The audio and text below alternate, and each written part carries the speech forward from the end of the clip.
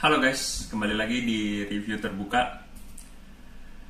Ya, di review terbuka ini filosofinya kalau beli kucing itu intip dulu karungnya. Nah, hari ini gue akan membahas gudang garam TBK dengan kode emiten, kode ticker itu GGRM. Oke, disclaimer, video ini dibuat untuk tujuan pembelajaran atas saham dan bukan merupakan suatu rekomendasi untuk melakukan transaksi beli atau jual terhadap saham tertentu. Nah, jadi salah satu alasan gue kenapa mau bahas GGRM ini ya GGRM kemarin sahamnya sempat naik banyak. Ini kalau kita lihat chartnya, ini chart 3 bulan. Nah, kalau kita lihat dari Juni itu dari Juni itu masih harganya di bawah 35.000, tapi kemarin langsung naik ya sampai 47.000 ya. Terus gue cari kenapa sih bisa gitu. Nah, di Google ini di market.business.com ya, jadi ada kabar akuisisi saham gudang garam oleh Japan Tobacco.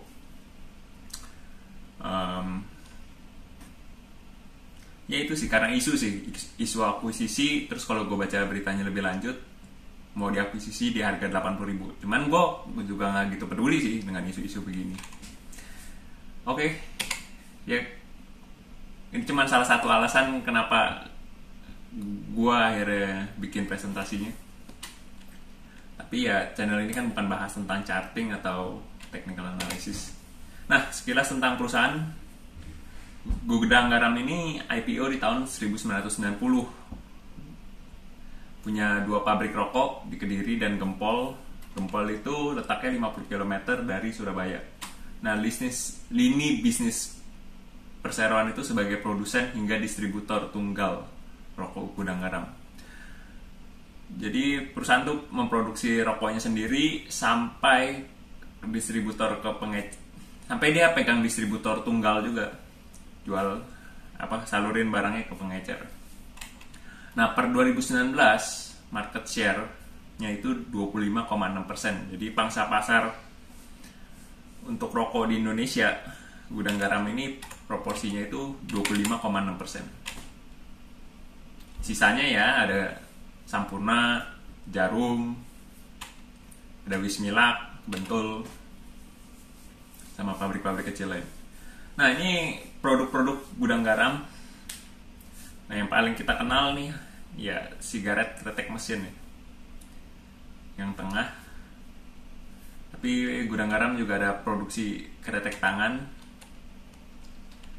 rendah tar nikotin, merek series. Ya, ini 2 halaman ini produknya si gudang garam. Bisa kita lihat. Sumbernya itu Annual Report Gudang Garam 2019. Nah, komposisi penjualan rokok. Jadi gudang garam itu salesnya terdiri dari mayoritas itu dari mesin sebesar 91%. Sedangkan kretek tangan itu 9%. Apa pengaruhnya? Nah, kenaikan cukai rokok. Jadi per 1 Februari 2021, cukai rokok rata-rata naik 17% untuk yang diproduksi menggunakan mesin. Dan tidak ada kenaikan untuk yang diproduksi dengan menggunakan tangan. Nah, efeknya apa ke sini? Ya otomatis cost-nya gudang garam ya akan naik sangat signifikan, karena 91% itu kan bakal naik gitu, cukainya 17%. Sedangkan yang 9% ini yang ada kenaikan cukai, harusnya cost untuk atas 9% ini ya melandai ya tidak naik lah gitu, akan tetap. Nah, tapi kan mayoritas 91% ya otomatis secara keseluruhan di laporan keuangan COGS-nya akan naik tuh. By the way, kenaikan cukai rokok ini nggak selalu buruk ya. Kadang-kadang kita melihat berita kenaikan cukai rokok itu dianggap suatu yang negatif, sehingga kadang-kadang sahamnya turun ya, karena laba bakal berkurang kan karena cost-nya naik. Tapi waktu itu Warren Buffett pernah ngomong bahwa kenaikan cukai rokok itu secara jangka panjang bakal bikin perusahaan yang sudah mapan seperti Gudang Garam, Sampurna atau Jarum itu semakin kuat. Kenapa? Alasannya simpel, karena waktu cukai rokok naik, semua orang yang main di bisnis rokok itu kan kosnya ikut naik. Nah, perusahaan yang tidak kuat cash flow-nya lah, ya akhirnya harus gulung tikar, dan itu menyebabkan pilihan customer di masyarakat untuk konsumsi rokok itu akhirnya semakin sedikit. Dan pada akhirnya di jangka panjang, perusahaan seperti Gudang Garam, Sampurna atau Jarum bisa mendikte harga rokok karena semakin sedikitnya kompetitor. Nah itu sih. Jadi gue juga nggak gitu pandang kenaikan cukai rokok itu sebagai berita buruk sih sebenarnya. Nah ini ada beberapa hal dari laporan keuangan. Nah kalau kita lihat di laporan keuangan Gudang Garam, di aset lancar, piutang usaha pihak ketiga, ini hanya 2,5 triliun piutangnya. Padahal sales Gudang Garam itu sebesar 114 triliun. Ya kan? Nah, piutangnya itu nggak nyampe 2%. Ini menandakan ya salah satu perusahaan yang bagus gitu. Karena kalau kita lihat perusahaan kayak jualan bir mungkin, itu piutangnya aja masih ada sekitar 20%. Nah, Gudang Garam punya keunggulan bahwa dia nggak perlu kasih klien customernya itu utang gitu, tapi customernya mau ambil barangnya pakai cash. Akhirnya kita nggak perlu hitungin utang macet lagi kan. Suatu keunggulan dari Gudang Garam. Bisnis yang gue bilang sih hebat sih, sangat hebat sih, karena dari sales 114 triliun piutangnya nggak nyampe 2%.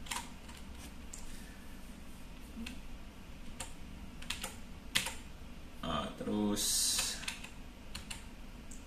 nah ini kalau kita mau lihat cukai rokok, oh by the way ini gue pakai laporan tahunan 2020. Sebenarnya udah ada sih yang kuartal 1 2021, cuman tahunan tuh lebih gampang buat jelasin sih. Nah ini kalau kita lihat ke catatan, nah ini income statementnya kalau kita mau lihat biaya cukai rokok itu. Nah yang disayangkan sebenarnya dari bisnis rokok ya tadi salesnya gede, tapi keuntungannya itu sangat tergerus dari ya cukai rokok. Kalau kita lihat catatan laporan keuangan nomor 22, lebih rincinya dari COGS.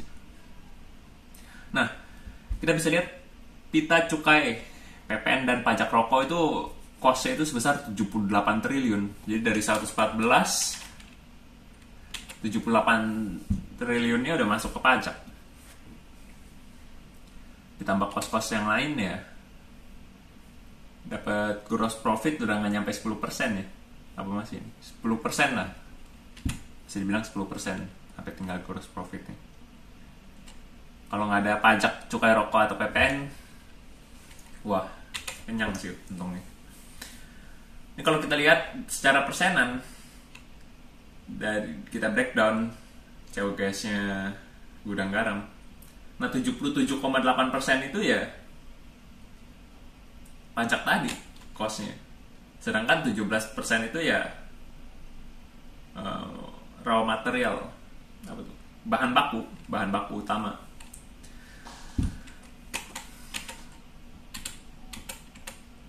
Ya itu sih dari Gudang Garam sih.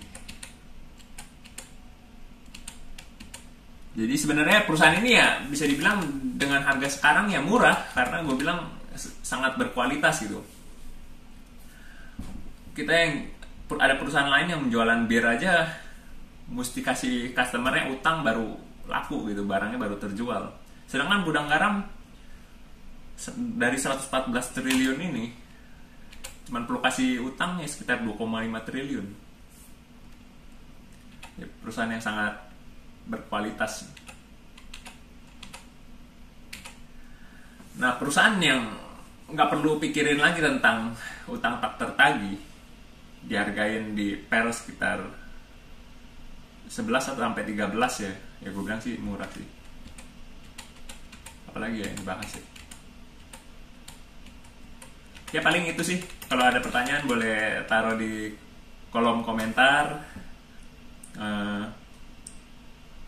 Kalau mau diskusi saham boleh juga di grup Discord. Grup Discordnya by the way masih sepi. Mungkin kalau udah rame kita buat event apa begitu. Nah, boleh di-share juga dan like jika suka dengan videonya. Dan yang belum subscribe, boleh tolong subscribe juga ya. Sampai ketemu di video berikutnya. Bye-bye. Ya, jadi seperti biasa, waktu ngedit gue berasa ada yang kurang. Jadi ya ditambahin di akhir video aja kali. Nah, jadi gue lihat laporan keuangan Gudang Garam itu ya, walaupun ini nggak mempengaruhi alasan kenapa gue jual dan beli, tapi buat gue laporan keuangan Gudang Garam tuh salah satu yang paling enak, gampang dibaca gitu. Soalnya kadang-kadang ada perusahaan yang kasih laporan keuangan tuh, misalnya contoh di balance sheet-nya ada kas dan setara kas, terus tuh di bawah kas dan setara kas ada lagi ya tulis deposito. Nah, deposito ini kan sebenarnya masuk di kas dan setara kas, kenapa dipisah gitu? Nah, itu gue mesti ya cek lebih lanjut, lebih detail, dimana ya sebenarnya sih nggak ada masalah juga, cuman nggak bersih lah, gue anggapnya laporan keuangannya kotor. Dan waktu itu gue ketemu ya si perusahaan, si manajemen memilih untuk misahin gitu. Kas dan setara kas itu kas yang deposito yang dapat cair di bawah 3 bulan, dan sedangkan akun deposito itu untuk deposito yang cair di atas 3 bulan tapi masih di bawah 1 tahun. Nah, di Gudang Garam, di laporan keuangan Gudang Garam nggak ada kayak gitu, jadi sangat bersih sih gue bilang sih. Nah, terus tentang satu hal yang menjadi concern gue dengan industri rokok tuh ya, by the way gue ini nggak ngerokok atau nge-vape. Nah, yang menjadi concern gue tentang vape sih. Jadi vape ini apakah di masa depan itu bisa customer itu shifting dari yang tadinya ngerokok akhirnya pindah ke vape? Apakah ada tren seperti itu yang menjadi concern gue sebenarnya. Dan kalau dipikir-pikir, kalau gue pikir ya selama 10 tahun sih, selama 10 tahun ke depan harusnya nggak ada masalah ya, karena vape sendiri, atau mungkin kemarin kayak Juul aja kan sempat ada tuh tokonya di Indonesia, terus habis itu kan tutup tuh. Sebenarnya itu ya buat gue berita bagus sekaligus berita buruk, karena gue punya saham Gudang Garam sekaligus Era Jaya, dimana toko Juul itu kan yang punya Era Jaya. Jadi beritanya buat gue ya bagus tapi buruk juga gitu. Nah, concern gue ya di vape. Tapi ya kalau dilihat sekarang ini kan vape mulai diregulasi, jadinya ya nggak ada yang bisa bilang apakah di masa depan orang udah nggak ngerokok lagi tapi semuanya mulai pakai rokok elektrik, vape. Nah, itu aja sih concernnya. Oke, sampai ketemu di video selanjutnya. Mungkin gue bahas perusahaan MPMX. Alasan kenapa gue beli MPMX. Sampai ketemu.